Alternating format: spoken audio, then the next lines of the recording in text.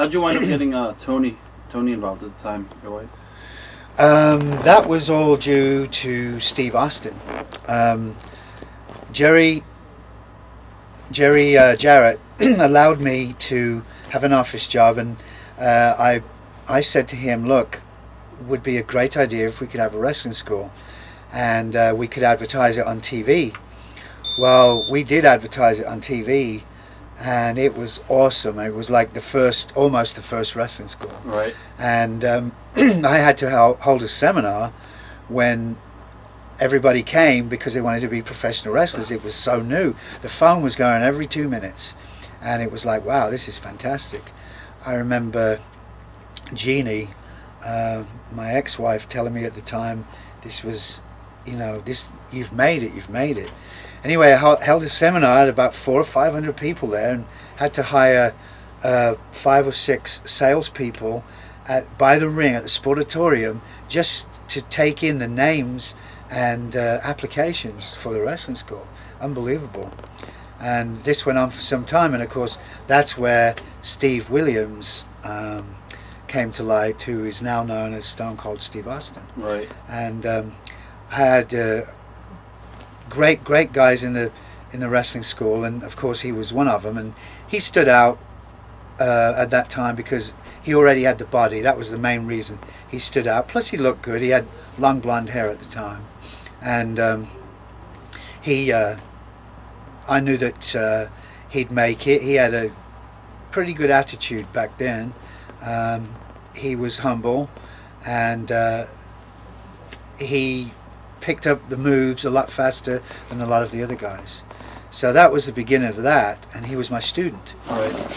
He was my student for several months, and then they thought, well, let's use him, in the ring. And he had a few matches, and then it was Bill Dundee that came up with the idea, let's do the same thing, hey, student turns against teacher type thing.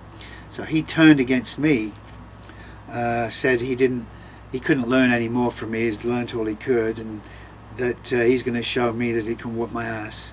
And that would be the deal. So he turned against me, student against teacher, and that started to hit home. And it was my idea to put him with my ex-wife Jeannie, right, who he eventually married. Right. Is there any bitterness for that? No, not really, because it's my idea that he should come down right. with her, and it's like I'm wrestling with him, and she comes down, and it's like, what the hell are you doing here? Right. And when I look across, he whacks me and he wins. Right. So that happened for several weeks, a few months, and then all the time in the back of my mind, it was my idea that I would bring my wife at the time, who was right. Tony, in, and then there would be set off for this mixed tag thing again. The only difference being, not really difference, but slightly different, it was perfectly real. Right. She was my ex-wife, and this was my real wife. Right.